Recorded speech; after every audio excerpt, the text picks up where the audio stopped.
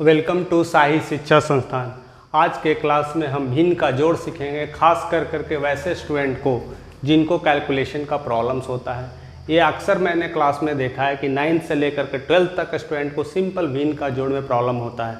अगर उसको भिन्न का जोड़ का अगर हमने इस रूट में ले लिया, इंटीजर नॉन इंटीजर फॉर्म में ले लिया, अगर डिसिमल फॉर्म में ले लिया तो और भी मुश्किलातें बढ़ जाती है। तो ऐसे टाइप के क्वेश्चन को आइए हम लोग देखते हैं कि आसानी से कैसे डील कर पाते हैं, आसानी से कैसे सोल्व कर पाते हैं, जिससे हमारा कैलकुलेशन आसान हो जाए और हम आगे का कैलकुलेशन और भी आसानी से करते जाएंगे। तो आइए हम देखते हैं कि ऐसे कैसे सोल्व कर सकते हैं। सबसे पहले 8 और 6 का एलसीएम से लेते हैं। इसको 2 से करते हैं, 2 चौक 8, 2 तिया 6, ये हो गया 4 12 दूना 24। तो यहाँ से हमारा एलसीएम आ गया 24।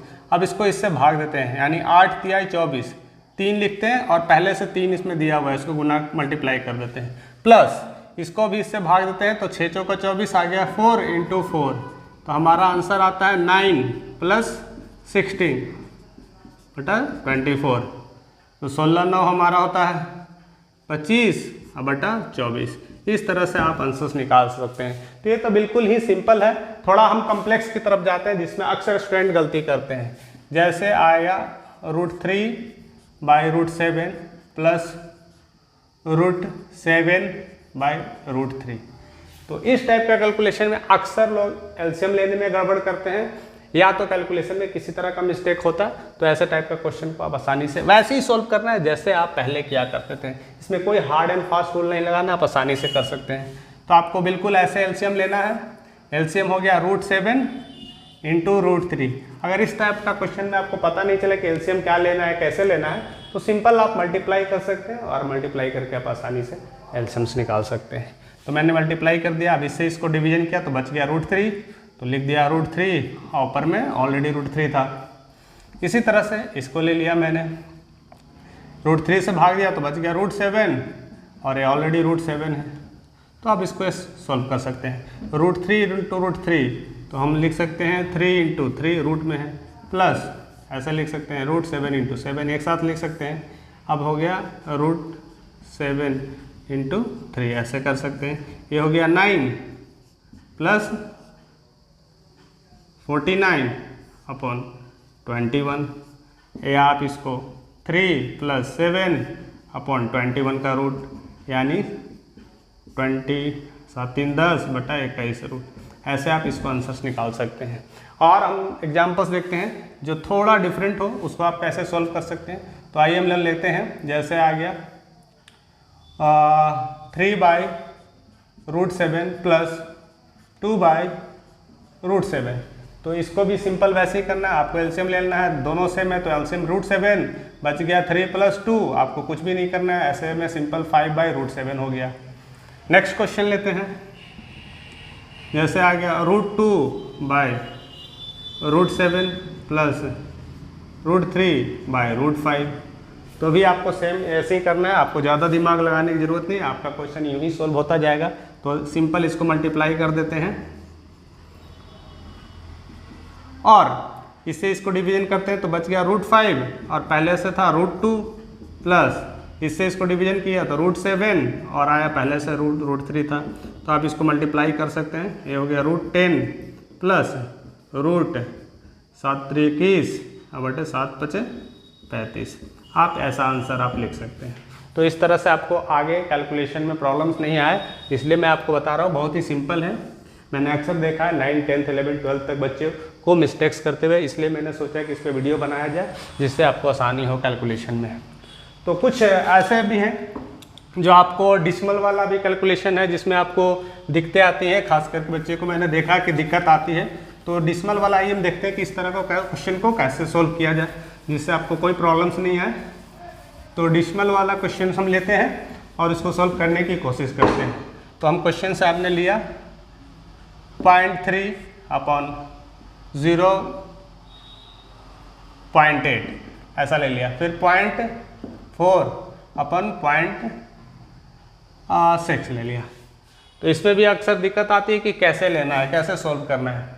तो सबसे अच्छा तरीका है, अगर आप डिसिमल को आप तोड़ लेते हो तो आसान हो जाता है। डिसिमल के बाद 1 अंक है, डिसिमल के बाद 1 अंक है, यानी दोनों डिसिमल कट जाएगा।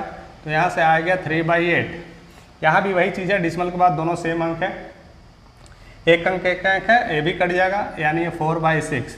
आपको फिर ये आसान हो गया लेना, ये हो गया आपका एलसीएम 24 और 3 का हो गया, या नहीं ले सकते तो आप मल्टीप्लाई कर दें 8 × 6, ये हो गया 6 × 3 प्लस 4 से लिया तो 8 × 4 आपका हो गया 18 प्लस 8 का 32 प्लस 8 छक 48।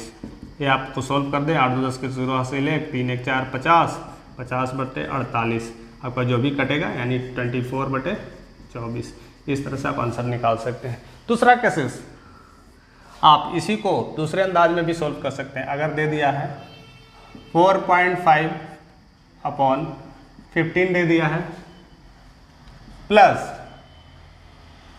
3.00 और दे दिया है आपको